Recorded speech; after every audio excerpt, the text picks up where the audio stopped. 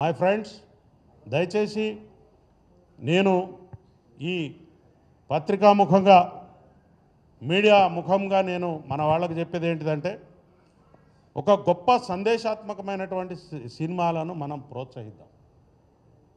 సందేశాత్మకమైన సినిమాలు చాలా ఉన్నాయి, ప్రోత్సహిద్దాం.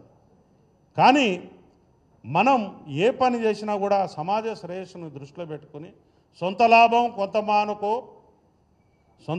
కొంత మానుకో పొరుగువారి కోసం పాటుపడబోయని చెప్పినారు మన కవులు.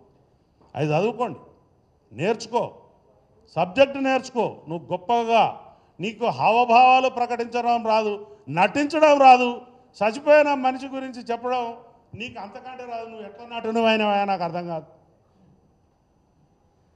చెప్పు, నువ్వు చెప్తున్నావు అరే ఇది అదే, నాకు పైసలు రాలేదు, నా సినిమా డుమ్ అన్నది, ఇజ్జత్ మొత్తం పోయింది. ఆ పైసలు రాని ఫ్రస్ట్రేషనే నీ దగ్గర కనపడుతుంది. కానీ నువ్వు ప్రజల కోసం సర్వీస్ చేసే ఏదైతే చితికిపోయిన ఫ్యామిలీ గురించి నువ్వు ఆలోచించే యొక్క ఫీలింగ్స్ నీ ముఖంలో మాకు కనిపిస్తలేవు. కాబట్టి ముందు నటన నేర్చుకో, ఇదైనా నటించు నువ్వు ఫస్ట్. ఇట్లాంటి ఎవడు చేయైనా దురదొచ్చిన కాడ ఎక్కడైనా గోక్కోవడానికి వెళ్ళిపోతుంది, చెయ్యి, పెద్ద విషయమేం కాదు. అది అప్రయత్నంగా పోతుంది. అది నాకు ఇక్కడ తలలో దురద పెడుతుంది. నేనేం దానికోసం పెద్ద యాక్షన్ నేర్చుకోక్కర్లేదు, లేకపోతే ప్రతిభ చూపి అక్కర్లేదు. ఆటోమేటిక్ పోతే గోక్కుంటుంది, చెమట పడుతుంది, తుడుచుకుంటా.